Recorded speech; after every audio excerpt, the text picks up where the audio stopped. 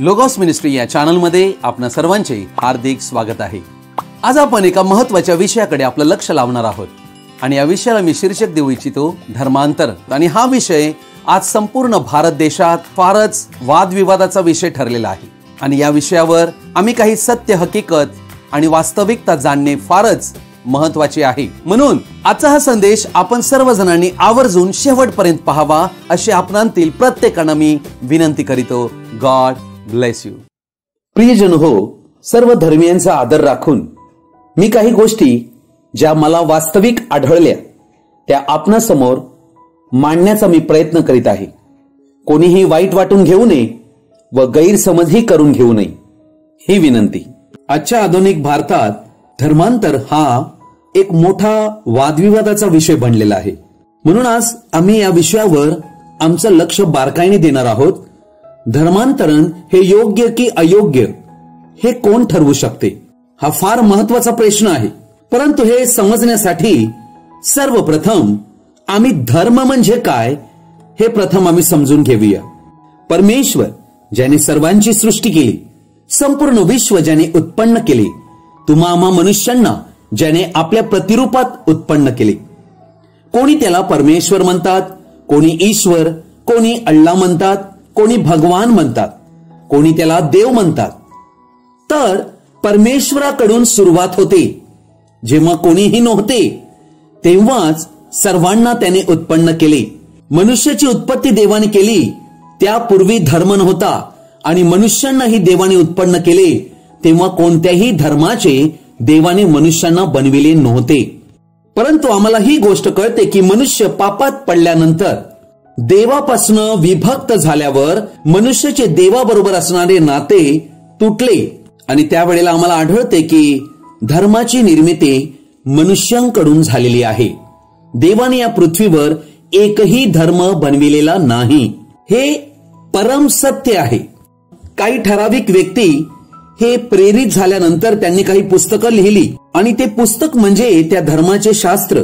त्या आधारावर रीतिरिवाज, रूढी, परंपरा, रीती भाती, विधी या सर्वांची स्थापना होऊन मनुष्याने त्याचा स्वीकार केला आणि त्याप्रमाणे त्या धर्माच्या अनुयायींद्वारे त्याचे पालन सुरू झाले। अशा प्रकारे मानव जातीमध्ये विविध राष्ट्रांमध्ये वेगवेगळ्या प्रकारचा विश्वास आणि धर्म हा उभा राहिला। तुमच्यासाठी धर्म म्हणजे काय? कोणी म्हणेल धर्म म्हणजे ज्या धर्मात जे देवी दैवत भगवान आहेत ज्यावर विश्वास केला जातो, अनेक प्रकारचे विधी, रूढी, परंपरा आहेत, पद्धती आहेत आणि त्यानुसार सण साजरे करण्यात येतात। अर्थात त्या धर्माचे भक्तीचे ठिकाण आहे, म्हणजे मंदिर, मस्जिद, चर्च, गुरुद्वार इत्यादी। त्यात रीतीप्रमाणे जाणे व त्या धर्माच्या शास्त्रांचे वाचन करून त्याचे पालन करणे हीच तर सर्वत्र धर्माची संकल्पना आढळते। या सर्व धर्मामध्ये प्रमुख गोष्ट ही असते ती त्या धर्मांतील ईश्वराबद्दल आस्था असणे।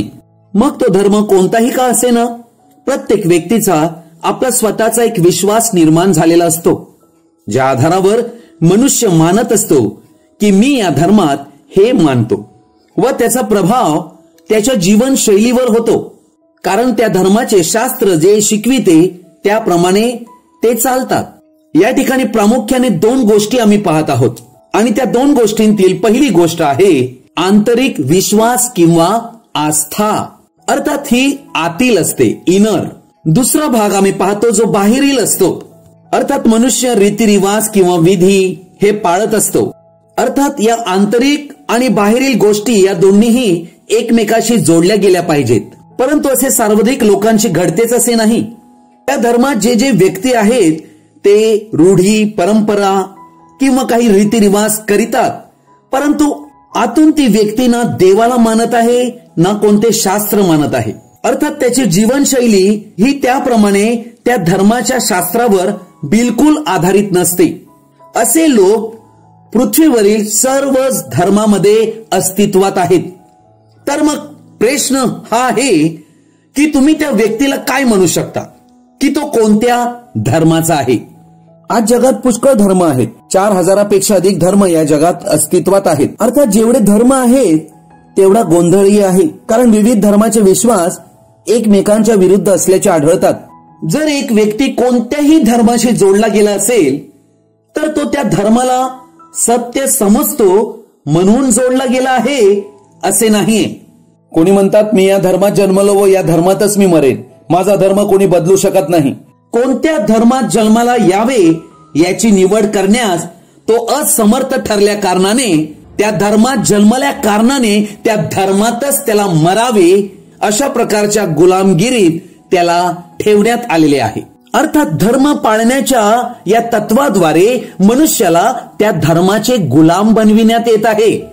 ही एकदम वास्तविकता आहे प्रियजन हो. धर्म ही संकल्पना मानव निर्मित असून आम्हाला ही गोष्ट आढळते की ही लादली गेलेली आहे. ज्या धर्माच्या कुटुंबात व्यक्ती जन्माला येतो त्या धर्मात मरेपर्यंत त्याला त्या धर्मात राहावे लागते. म्हणजे आम्हाला ही गोष्ट आढळते की धर्म एक बंधन आहे. देवाने प्रत्येक व्यक्तीला वैचारिक स्वतंत्रता देऊन पाठवलेला आहे, यासाठी की त्याने स्वतःहून स्वतंत्रतेने एक योग्य निवड करावी. परंतु आम्हाला ही गोष्ट आढळत आहे की या जगात आणि विविध समाजात, या पृथ्वीवरील राष्ट्रांत धर्माच्या नावाखाली मनुष्याची स्वतंत्रता हिरावून घेतली जात आहे. आज आम्ही मनुष्यांना मनुष्य म्हणून ओळखत नाही आहोत. आम्ही मनुष्यांना धर्मांतून पाहत आहोत की हा अमुक धर्माचा, हा अमुक जातीचा, हा उच्च, हा नीच, हा उच्च वर्णीय, हा शूद्र, हा कनिष्ठ.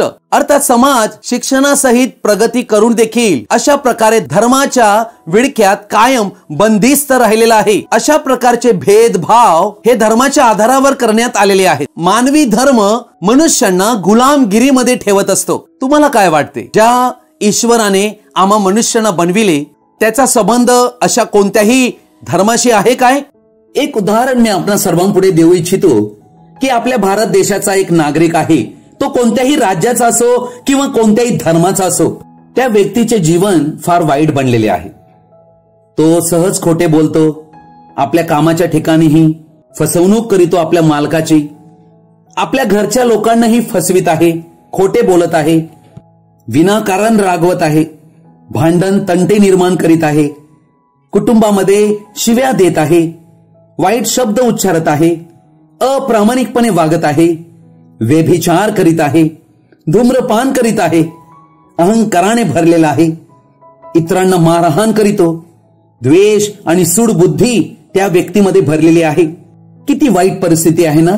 मी तर असे म्हणतो की कोणत्याही धर्माने येऊन जर त्या व्यक्तीला बदलले तर मला फार आनंद होईल की तो व्यक्ती बदलला. मग त्या व्यक्तीने ज्याने त्याला बदलले त्या धर्माचा स्वीकार करायला हवा. मग तो कोणताही धर्म का असेना, हिंदू धर्म असो, मुसलमान धर्म असो, शीख धर्म असो, बुद्धिस्ट धर्म असो की ख्रिस्ती धर्म असो किंवा इतर कोणताही धर्म असो, मला तर काहीही समस्या नाहीये. जर तो व्यक्ती म्हणतोय मला या धर्माने बदलले व म्हणून मी याचा स्वीकार केला तर मी म्हणेन हे ठीक आहे. याने तर सत्याच्या आधारावर त्या धर्माचा स्वीकार केला आहे, बाहेरून नाही तर आंतरिक बदलासाठी. लक्षात घ्या मी इथे काय म्हणत आहे. त्या व्यक्तीला असे वाटत आहे की या धर्माच्या शिक्षणाद्वारे मी बदललो तर त्याला पूर्ण स्वतंत्रता आहे की तो तेथे जायला हवा, तर आम्हाला त्याने काही त्रास नाही. असे होऊ शकते की कोणीही व्यक्ती एका ख्रिस्ती परिवारात लहानाचा मोठा झाला, परंतु त्याचा बायबलवर विश्वासच नाहीये, त्याचा येशू ख्रिस्तावर विश्वासच बसत नाहीये, आणि त्याच्याकडे कोणी हिंदू व्यक्ती येतो व तो त्याला आपल्या धर्माचे ज्ञान देतो व त्या मुलाला फार बरे वाटते, आणि ते धर्माचे ज्ञान प्राप्त झाल्यावर त्या मुलाला त्याद्वारे फार लाभ होत आहे, कारण त्यामुळे त्याची जीवन पद्धती बदलत आहे. तो म्हणत आहे मी हिंदू बनण्यात चाललो, मी हिंदू विश्वासावरच चालेल. तर मी खरं सांगतोय त्याच्या निर्णयाने मला काहीच त्रास नाहीये, कारण त्या धर्माने हे साबित केले की त्या व्यक्तीचे जीवन चांगले झाले, ज्यामुळे तो समाजासाठीही चांगला झाला, त्याच्या कुटुंबासाठीही चांगला झाला आणि देशासाठीही तो चांगलाच झाला. सर्व वाईट प्रवृत्ती त्याने सोडून दिल्या. तर मग मला काय त्यातून समस्या होऊ शकते? प्रश्न आहे. प्रियजन हो, म्हणून जेव्हा जेव्हा धर्म परिवर्तन, धर्मांतराचा विषय येतो तेव्हा या गोष्टी पाहिल्या पाहिजेत. नकारात्मक गोष्टी पाहता कामा नये, की ज्या अफवा पसरल्या जातात की त्यांचा काही उद्देश आहे. हे सर्वांना ख्रिस्ती धर्माचे बनवू इच्छित आहेत. मी तर तुम्हापुढे उद्देश काय आहे तो मांडला आहे. प्रियजन हो, माझं नाव ॲलन लोबो आहे आणि मी जेथे राहतो तेथे 5 ख्रिस्ती परिवार देखील राहत आहेत आणि बाकी माझ्या शेजारी मुसलमान आणि हिंदू लोक सर्वाधिक आहेत. 3ही धर्माचे लोक आम्ही एकत्र राहत आहोत. त्यांच्यापासून मलाही काही समस्या नाहीये व त्यांना माझ्यापासूनही काही समस्या नाहीये. तर मग प्रश्न उरतो, तर मग धर्मांतराचा हा वादविवाद का बरं आहे? धर्मांतर हा विषय आमच्या भारत देशाला, समाजाला उद्ध्वस्त तर करीत नाहीये ना? सत्य तर हे आहे की अशा प्रकारच्या विवादाची काही गरजच नाहीये. कुठेही कोणत्याही देशात याची गरज नाहीये. जर देशाला विकसित राहायचे असेल, प्रगती पथावर चालायचे असेल, तर धर्मांतराचा विषय हा बाजूला करून आमच्या स्वतःच्या आणि देशाच्या प्रगतीला वेग येईल अशा कामाला आम्ही लागलो पाहिजे. अर्थात आमच्या देशात धर्मांतराचा विषय येतो ख्रिस्ती आणि मुसलमानांवर येतो. तर मी येथे फक्त ख्रिस्ती लोकांविषयी बोलत आहे, जो विषय माझ्याशी जोडलेला आहे. जर तुम्ही ख्रिस्ती आहात व लोक येऊन म्हणतात की तुम्ही लोकांचा धर्म बदलता, धर्मांतर करता, त्या व्यक्तींना आपल्या धर्मात घेऊन जाता, त्याला तुम्ही ख्रिस्ती बनविता. अर्थात ज्या वेळेला कोणी असा आरोप करीतात की हे धर्मांतर करीतात, तर इथे सर्वप्रथम ही गोष्ट आम्ही समजून घेणे गरजेचे आहे. अर्थात आमच्या ठाई जो एक विश्वास निर्माण झालेला असतो, आस्था, त्यावर आमच्या जीवनाची पद्धत म्हणजे जीवनशैली ही अवलंबून असते आणि ही आंतरिक असते, कोणालाही दिसत नसते. आणि अशा प्रकारचा हा जो विश्वास असतो हा प्रत्येक व्यक्तीमध्ये असतो आणि हा धर्मांतर करण्यासाठी कोणाही व्यक्तीला कोणत्याही गोष्टींचे, वस्तूंचे आमिष दाखवून कोणाही व्यक्तीचा विश्वास बदलला जाऊ शकत नसतो. उदाहरणार्थ, कोणा व्यक्तीला नोकरीचे जर आमिष दाखविले की तुला मी दुबईला चांगली नोकरी देतो, तू धर्म बदल, अरे तुझ्याकडे तर अन्नधान्याची टंचाई आहे, तर मी तुला संपूर्ण गोणी भरून तांदूळ आणि सर्व अन्नधान्य पुरवितो. काय प्रियजनो, अशा प्रकारे वस्तू दिल्याने किंवा कोणता आमिष दाखविल्याने कोणा व्यक्तीचा विश्वास बदलला जाऊ शकत नाही. जर कोणता व्यक्ती जर काहीतरी त्याला आमिष दाखविलं गेलं असेल आणि त्यामुळे तो एखाद्या धर्मामध्ये आला, तर माझा प्रश्न हा आहे की हा त्याच्यामध्ये झालेला बदल बाहेरील गोष्टीमुळे आला की आंतरिक बदलामुळे आला? कारण आंतरिक गोष्टी ज्या आहेत त्या विश्वासावर आधारित असतात. अर्थात ती व्यक्ती आपल्या धर्माचे रीतिरिवाज मानित होती, तर काय तो व्यक्ती आमिष दाखविताच मनाने बदलला काय? काय कोणा व्यक्तीला कोणतं तरी आमिष दाखवल्याने त्याचे मन बदलू शकते, त्याचा विश्वास बदलू शकतो काय? कदापि नाही. जर कोणी तुम्हाला पैसे दिलेत तर तुम्ही तुमचा धर्म बदलाल का? कधीच नाही. आमिष दाखविल्याविषयी, आता जेव्हा विषय येतो आमिष दाखविण्याविषयी, आमिष दाखवून कोणाचाही आंतरिक बदल कदापि घडू शकत नाही. त्या व्यक्तीला स्वतःला बदलावे लागेल, हे लक्षात घ्या. कोणाही व्यक्तीला तुम्ही आतून बदलू शकत नाही. त्याची आस्था किंवा विश्वास कसा काय बदलू शकतो ही वास्तविकता आहे. ते तर त्यांना स्वतःहून करावे लागेल. म्हणून धर्मांतराचा आरोप लावण्याचा काही आधारच येथे नाहीये. जर कोणाच्या गळ्यात क्रॉस लटकवून त्याला चर्चमध्ये बसू दिली तर तो काय ख्रिस्ती होऊ शकतो काय? कधीच नाही. मग जे लोक आपला धर्म सोडून देतात त्याचा अर्थ त्यांना कोणीतरी आमिष दाखविले असे म्हणणे एकदम चुकीचे ठरते. तरी कदाचित कोणी असं म्हणू शकतो की तुम्ही अशा काही गोष्टी बोलल्या असतील ज्याद्वारे त्याने आपला धर्म सोडला व तुमच्याकडे तो निघून आला असावा. तर प्रश्न आहे की तुम्हाला काय समस्या आहे यामुळे? त्या व्यक्तीला जर वाटते की त्याचा जो धर्म होता, आस्था व विश्वास होता, परमेश्वरावर हा योग्य नव्हता, त्यात काही कमतरता होती, म्हणून तो येथे आला, तर त्यामध्ये काय वाईट आहे? परंतु थोडं पुढे जाऊन मी याही विषयावर बोलू इच्छितो की जर कोणी आरोप लावत असेल तर जो आरोप लावितो त्याला त्या व्यक्तीच्या निवडीने काय समस्या आहे बरे? हा माझा पहिला प्रश्न आहे. कारण प्रत्येक भारतीय नागरिकाला घटनेने अधिकार दिला आहे स्वतंत्रपणे ते आपला धर्म निवडू शकतात. दुसरा प्रश्न हा आहे की जो व्यक्ती आरोप करतोय त्याला त्या व्यक्तीच्या निर्णयाने काय त्रास होतोय बरं? कारण त्या व्यक्तीला स्वतंत्रता तर घटनेने संविधानाने दिलेली आहे. तिसरा प्रश्न हा आहे की जो कोणी आरोप लावित आहे त्याने धर्मांतर केले आहे, त्या व्यक्तीकडून तुमचे काय नुकसान होत आहे? तुमची काही हानी होत आहे काय त्यात? तर मग त्याच्याशी कशामुळे दुष्टपणासारखे वागावे? प्रश्न हा येतो की तुम्हाला तर कोणी बदललेलं नाहीये ना, मग का असे वागतात? समस्या तर त्या व्यक्तीला व्हायला हवी ज्याने धर्म बदलला, ज्याचा विश्वास बदललेला आहे. प्रश्न हा येतो की अरे तुम्हाला तर कोणी काही जबरदस्ती करीत नाहीये ना, मग त्या व्यक्तीवर जबरदस्ती करण्यासाठी घटनेनुसार कायदा तुम्हाला काय अधिकार देतो? प्रश्न आहे हा. हो, ही गोष्ट खरी आहे की आम्ही बायबल बद्दल लोकांना सांगतोय, परंतु का सांगतोय? कारण मत्तई 28 अध्याय 19 आणि 20 वचनात प्रभू येशू ख्रिस्ताने स्वर्गारोहण होण्यापूर्वी आज्ञा दिली. ती काय आज्ञा दिली? अर्थात येशू ख्रिस्ताने ही आज्ञा यासाठी दिली नाही की कोणा व्यक्तीला तुम्ही त्याच्या धर्मांतून काढावे आणि त्यांचे धर्मांतर करावे किंवा त्या व्यक्तीला आपली आस्था सोडायला लावावी. प्रभू येशू ख्रिस्ताच्या शिकवणुकीचा संदेश यामध्ये उद्देश आहे मनुष्यांच्या उद्धाराबद्दल.